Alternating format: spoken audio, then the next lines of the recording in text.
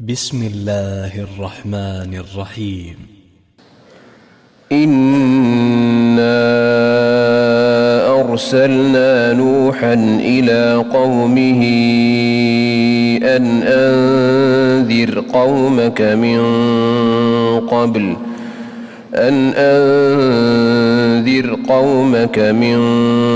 قبل أن يأتيهم عذاب أليم. قال يا قوم إني لكم نذير مبين أن اعبدوا الله واتقوه وأطيعون يغفر لكم من ذنوبكم ويؤخركم إلى أجل مسمى إن أجل الله إذا جاء لا يؤخر لو كنتم تعلمون. قال رب إني دعوت قومي ليلا ونهارا فلم يزدهم دعائي إلا فرارا وإني كلما دعوتهم لتغفر لهم جعلوا أصابعهم في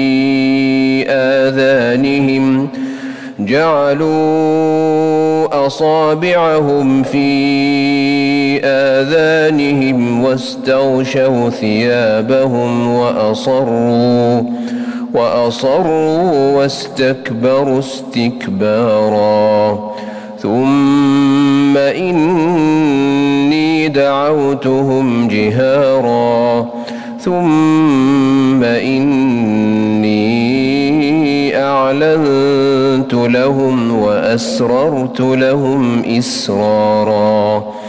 فقلت استغفروا ربكم إنه كان غفارا يرسل السماء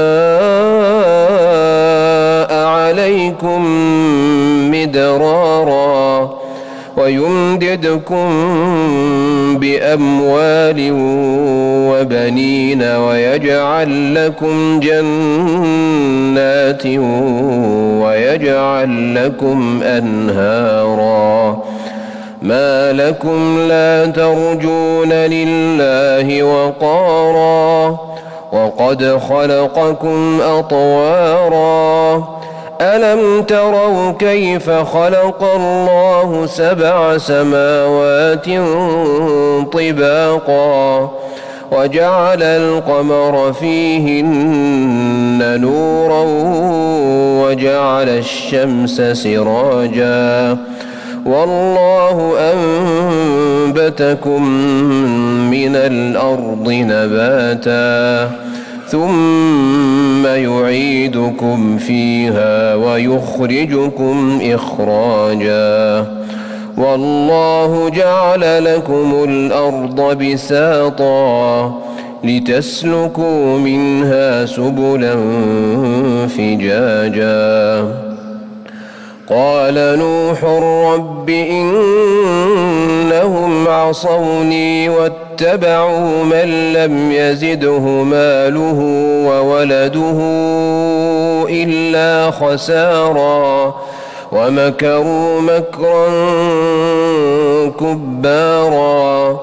وقالوا لا تذرن آلهتكم ولا تذرن ودا ولا سواعا ولا يغوث ويعوق ونسرا وقد أضلوا كثيرا ولا تزد الظالمين إلا ضلالا.